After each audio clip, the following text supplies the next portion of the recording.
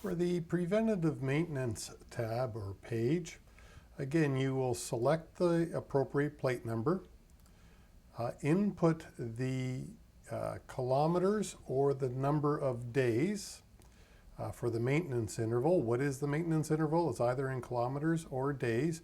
If it's in days, please check this box. And then now you start doing your audit where you go back, you input the most recent audit date, the number of kilometers, if the vehicle is equipped with an odometer reading. If it's not equipped with an odometer, then you must, of course, do it in days. The interval will be in days. And then you go back and check when can I prove the maintenance was done last.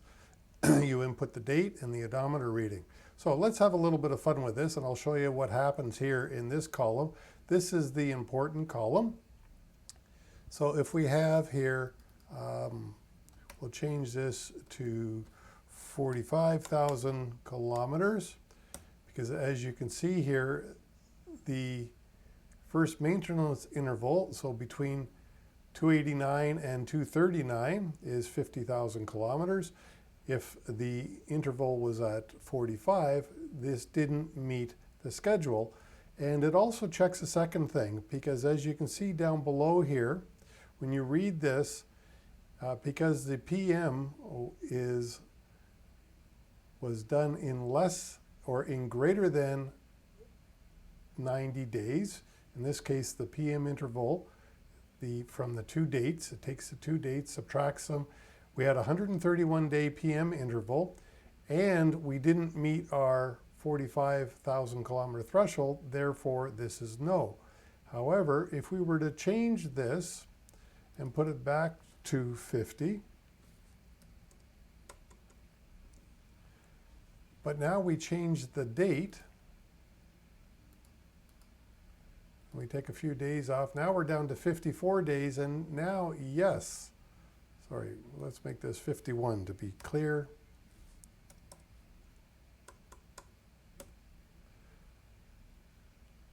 See, and it doesn't matter what this number is,